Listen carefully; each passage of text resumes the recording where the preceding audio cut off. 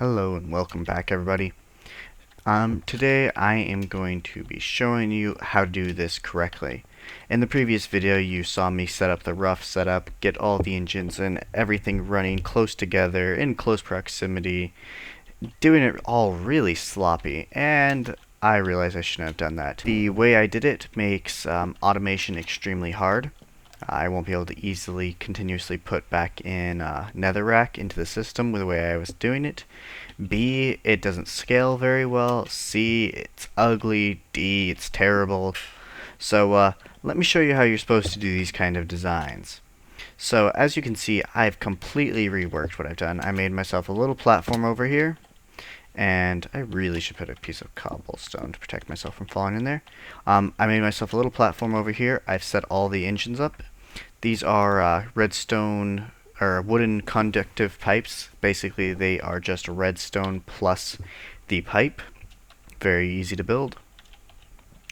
And the wooden ones will draw power from these magmatic engines once they get turned on, and these golden ones will route it to both the magma crucible over here and then the quarry over here.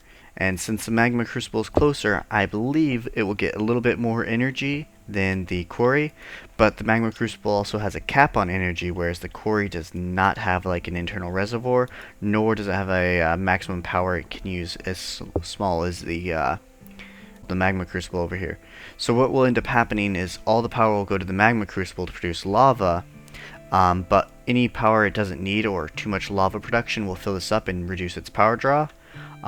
All that extra power will then get diverted to the quarry, so hopefully this should be a pretty much self-regulating system. So we're going to see it in action here as I'm going to set up the piping. So the piping for this is pretty straightforward. I don't want a torch there.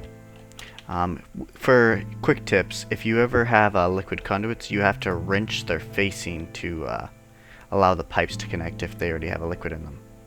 Just a little tip. And then we are going to extend our pipe over here, and basically this pipe will feed as many engines as we run this way, and we can basically extend this as long as we want. As you can see, we're already pumping out lots and lots of power. I've also done a little bit of a cool trick up here. I've made a block over here, put a redstone torch so it powers the top of this for outputting liquid. I could technically change the facings of this around, maybe wiggle it into a different position, but for my plan, for right now, this is kind of how I wanted to do it. It also makes it really easy to see what's going on. So basically, I drained all of the lava out of there, and all these engines have just a little bit of lava in them, and they're powering the quarry like mad, but it's going to start converting netherrack now. As you can see, it's using up as much power as it can, and hopefully once it starts putting out some more power, or some more lava, these engines will end up being kept up by the amount of lava produced by this guy. I think this should produce enough lava to keep the magmatic engines running full time. But we will see, but I believe it will draw the maximum power it can from them. And then once it starts basically being filled and fueling the engines, all the extra power should get diverted over to my quarry, which will then pump out items for me. So yeah, I just wanted to show this off. I kind of did most of the handiwork off screen so that I could get the plan out right for it. But yeah, this is how you should do it properly if you're going to make a magma crucible feeding your magmatic engines. You want to do it like this. It makes it scale better, especially with the 30 MJ tick cap that he buffed the magma crucible to. It means that you really want to take advantage of that and pump as much power into it as you can get. So yeah, we have quite a lot of power. We have 4 MJT from each of these engines, and we're going to see a pretty cool, in my opinion, setup come out of this. As I scale this up, I'm just going to add more engines and more crucibles as needed to keep powering up the engines, and we should be able to make a basically extremely powerful setup here for powering a quarry based off of just lava. And the only downside is I need to stock it with netherrack, which is the next task in this, is to come up with a netherrack storage and transmission system. Because for right now, I basically need to manually feed it netherrack to keep it producing lava. It'd be nice if it could, get and receive its netherrack on its own. In some of my previous videos, I've achieved this with a nether chest and a wooden pipe, and actually I believe I used pneumatic tubes from Red Power, and I'll probably use the same system here. I'll basically put a chest full of stuff and I'll pump it directly into the magma crucible whenever there's room, and eventually I'll probably switch it up to an ender chest and create a nether rack farm in the nether with another quarry. But for now, I'm probably just going to set up a simple chest, place it next to there with a pipe sticking into here, pumping in netherrack goodness to it, and that way I can go mine a whole bunch, pump it in to the chest, and then expect this thing to run for a while. But yeah, so this is the start, and off next we're going to start getting our setup to feed this with constant netherrack. Alright, so our next goal was to get the magma crucible to become automated. To that end, I've actually done a quick trip over to the nether, grabbed some more netherrack, did a little bit of organizing and sorting and all that good jazz. And basically, I've come here to just simply automate the netherrack refill process for this thing. To do that, I'm actually going to do it in a slightly, in my opinion, clever way, if the trick will still work. So what I'm doing here is I'm putting an iron pipe at the end of this with its end saying don't go in there. Basically what this is going to do for us, however, is not block items from being able to go in there, but instead do the opposite. What it's going to do is it's going to allow us to send items into it, and I need the other wrench out. Oh, and I also crafted the wrench from IC2. I actually crafted the wrong wrench, so boo to me. Alright, so hopefully what this will do is this will send an item over here to this guy, and it will refuse the item and then send it back if it is filled. So we're going to try this out real quick, and the pipe is not lining up quite how I wanted it to, but I'm going to see if it works still. So this should be pretty quick and very obvious to see if it works. I need to make sure that's filled. So basically we want the item to go into it and then bounce back if it's filled. And voila, it is working. Normally if you did this with any pipe but iron, it would be sent onto the ground. It would just fly out of the pipes. But sweet, this is going to work. This is very nice and easy, and this is just a simple way. Eventually we're going to upgrade this chest to a ender chest if we can, and we just need one ender pearl and some blaze rods. We don't have any blaze rods, but I believe you can get those pretty easy if we search for them.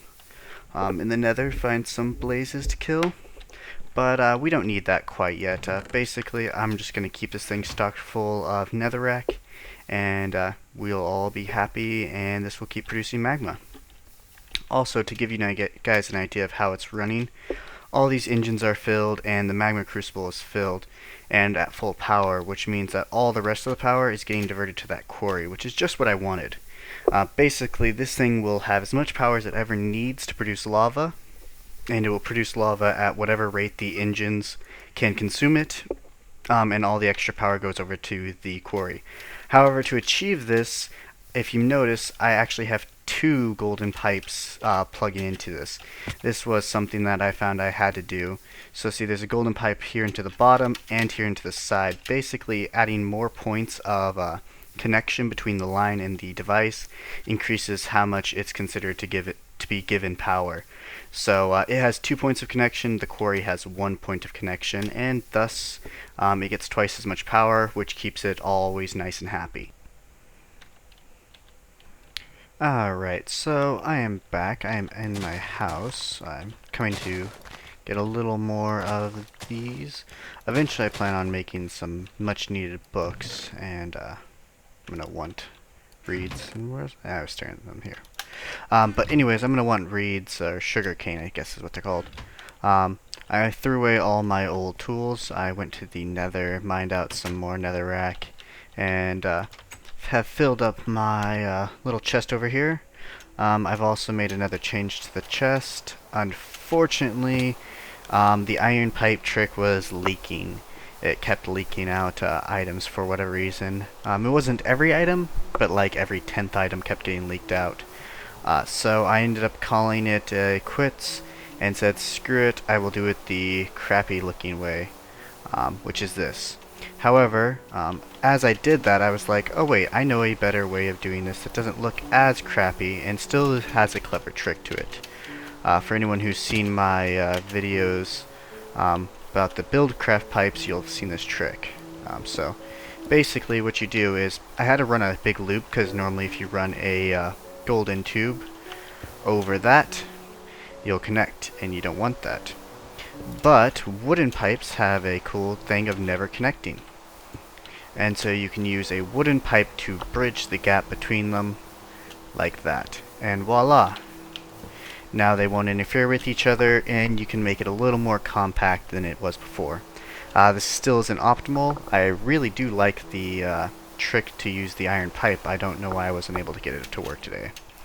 But yeah, so you'll also notice I did another addition. My magmatic engines are full again. I basically filled up some lava. This is so that I can get lava for whatever I might need. This should hold, I believe, 16 buckets of lava in this. So I can kind of get whatever lava I need for other projects. Need to fill up the combustion engines and whatnot. I can get whatever I need very easily. Also, it will work as a backup in case this runs out of netherrack and I don't want to go fishing for netherrack. I can turn this back on, and basically I can restart the system by just simply adding some netherrack in here and then pouring out this lava. So yeah, very neat. Alright everybody, you might be looking at my inventory and what I have searched for up in the top corner, and might notice that I'm indeed going after the alloy furnace. This is because I want to make red power tubes and a relay network. This is to help the efficiency of my quarry. Buildcraft pipes are a little stupid, to put it lightly. So what I'm going to be doing is using clay, and we're going to have to smelt a bunch of this up, and we're going to make a lot of bricks. And we're going to try to make a alloy furnace, which is just a furnace made out of bricks. And the goal of the entire operation is to make relays. Relays are a really cool device put in the red power system.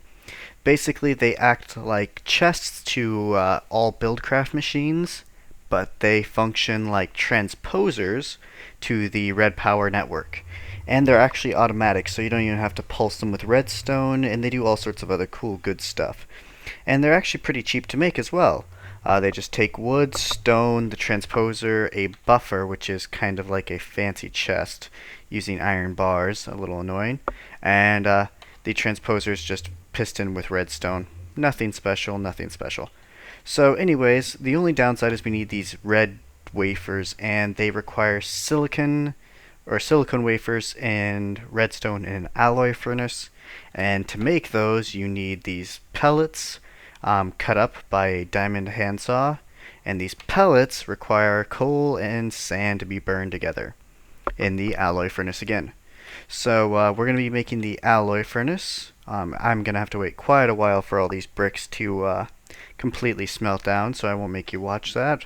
But when we cut back, we're going to start making our alloy furnace. Actually, small detour of plans, we're going to make a powered furnace. These require bricks, which we are already smelting. And the reason why I decided to go with this and waste a couple of bricks early on was because the powered furnace will let me smelt things much faster, and it will let me smelt things that the induction furnace can't. I was hoping I wouldn't need to use this, but unfortunately it looks like I'm going to want to use it. So we're just going to build a power furnace real quick. I've already swapped a combustion engine up into the spot, and voila, we are now ready for it to go. All we need to do is collect a little bit of water into it and go get some lava out of those tanks that I prepared. And we threw out a bucket because we ran out of space, and we'll be all set to go. So I'll be doing that and I'll get back to you. Alright, so we have it powered up and running, and it is smelting some clay for us. It's only drawing half an MJT. I'm not sure why it's drawing so low, but hopefully it picks up. But yeah, so this will be used to help us smelt a little bit faster. But we've already got quite a few bricks, so we're going to look at exactly how many we need to make the alloy furnace. So let's take a peek here. We need 9 bricks, and each brick requires 4 of these. So simple math, 9 times 4 means we're going to need 36. I have 26 on hand, and I had 10 in here, so I literally just exactly made it after wasting those bricks on the power furnace. So had to be a little careful there. But yeah, I made it, so we're going to cut back once those are finished up. Alright, so, whoa, I just threw this away. So 36 bricks in hand, we are going to make exactly 9 bricks, and we will make it into a nice big square. Oh, and apparently I lost that math previously, so we only need 8 because you don't fill in the center. Well, anyways, we have our alloy furnace, so why should I be complaining about the poor math skills that I have? We're just going to stick the alloy furnace in this guy's spot. Voila, replaced. So the alloy furnace is nice and neat over here. We need coal and we need sand. And unfortunately we're pretty low on that, but we do have enough to make what we need. So we need to put 8 sand in, 8 sand and 8 coal, and then we need to feed it coal to run. And I don't know how much coal it takes to run the alloy furnace as an operation, but I'm going to find out. I'll let you guys know once we're done. Actually, I don't know why I bothered to pause there. Apparently, it only does it in one operation all at once. I was expecting something different. But okay, so we have what we need. Next, we need to make the diamond handsaw that we saw. Diamond handsaw. And this is used to cut blocks into micro blocks. This is part of red power, I believe, as well. So we just need sticks, iron, and diamonds. This is going to eat up 2 of our diamonds, and we never really had very many of these to begin with yet. But it's worth it. So we're going to pay the price of 2 diamonds, and then we're going to pay the price of a couple pieces of stick. So grab ourselves some stick. We already have the iron on hand. Iron and, oh, diamonds. So sad to see you go. But remember, this is worth it. So throw away a stick. Need to sort my inventory again, but we do have our diamond handsaw. And with that, we can take it against this pellet and get 16 silicon wafers. And on top of that, the next step of the process is to combine wafers with redstone. And we only need 1 of these, so just put another coal in here, and come on. Oh, don't tell me I have to act. Oh, okay, that started it. Apparently it takes more than 1 redstone per operation. Oh yeah, I think I remember it saying it needed 4 redstone. Just my bad. Alright, so there's that. Alright, we did some quick house cleaning. That was pretty badly needed. And now we're set to build the actual relay. We're going to start off by creating the transposer, which is just a piston with some wood and stone. So we're just going to whip up a real quick piston and iron, redstone. Voila. So now we have our piston. Now we put some wood on the side, surround it with stone, and was it redstone beneath it? Voila. Now we get our transposer. If this is going a little fast, I've shown the recipe several times. But yeah, next we need to make iron bars. This is just 6 iron in the top to make 16. Unfortunately, we don't need this many iron bars, but we have to make 16 of them. Not much we can do about it. So this is for this buffer right here. It takes 4 wood, 4 iron bars. So put the iron bars in the corner, then take the wood and do a nice little circle. Got our buffer. Alright, we're putting everything together. So now we just need the buffer, top, the transposer, the middle, in the middle, the red drop wafer in the bottom, add some stone, add some wood, and look at this. We have the relay, possibly the most advanced part of the piping system I've ever seen. I love this little thing. So now, to use the relay, we need tubes.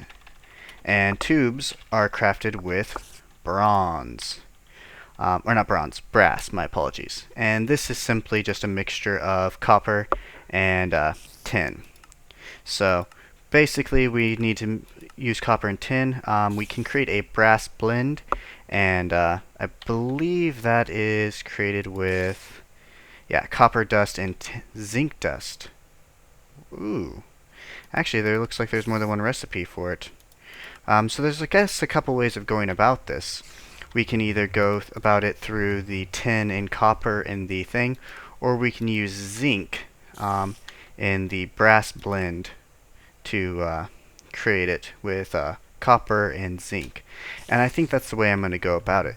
So I'm going to get back to you once I have that. Alright, so we don't need too much of this. We're just going to create a couple of pipes. So we got 12 brass blend right here. We're going to go toss that in the induction smelter. I love how fast this thing goes. This thing goes like the really fast version of the furnace from IC2. So now we got a whole bunch of brass, and then we're going to make tubes, which is the same way you make a pipe, but you use brass instead. And now we have 48 tubes.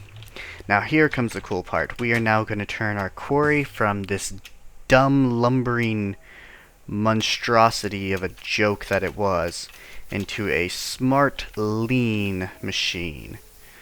So to do that, I'm going to need to turn off the quarry. Unfortunately, this is actually going to be something we're going to have to be quick about. So I'll explain as I go. Basically, this system won't have enough spots to put the energy once it fills up that magma crucible. And so we need to quickly, once this quarry runs out of power, replace this entire pipeline with pneumatic tubes. And then once we've replaced it with pneumatic tubes, we can start setting up the chests. Alright, I think it stopped. Alright, so let's get going. So we're going to take out these, and I'm not going to make you watch, and I will show you how I'm going to set up the tubes in a moment. Okay. Okay, so now we're going to plop the relay down there, and oh, I just realized I don't have the screwdriver to rotate that relay, so I'm going to actually need to place it correctly the first time. I'll make the screwdriver later. Whoopsie. A little bit of a missight, but I gotta be quick with this. So, okay. We're just gonna run the tubing right over here. And we're going to run it down here. So this tubing is smart from Red Power. That's what I really like about it. It will put things only to the first valid destination, and it won't waste them by, how should I say, putting them anywhere else. So whereas this system was distributing all the items between each of the chests and everything like that, this new system will actually prioritize the closest chests correctly over the other chests. And this is a huge boon to me. And, okay, so this thing still can absorb a little more energy, so I'm going to do a little more talking on it. So what I need to do now is I need to sort these chests, and as I sort these chests into each other, basically by moving all the materials around, they will basically get smart, and the Red Power system will put the items into the ones with the items before it puts it into ones that do not have that item in it. So this way, instead of having all my ores spread out amongst all 4 of these chests, I'll have all the ores much more compacted. But okay, so let's get this system started back up. We're going to need to put that golden power pipe back. And voila. Alright, so now as you can see, the system's sending out the cobblestone and everything else. Now we do have one problem with this system. That is, we don't have a good valid destination for cobblestone other than these chests. Oh, whoops. I need to put that there and there.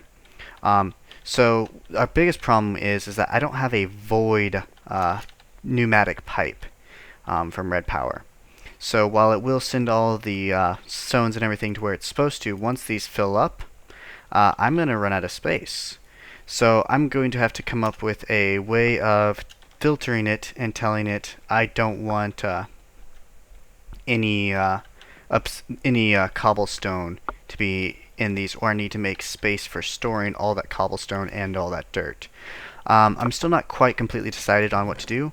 I do have a lot of resource space here, so I might end up opting to just expand a couple barrels and hold all the cobblestone, because cobblestone can be useful in some things, i.e. the scrapper, as well as a couple other things. So I'm actually going to sit down for a moment and decide on how I'm going to handle the rest of this. But this is probably going to be it for this episode.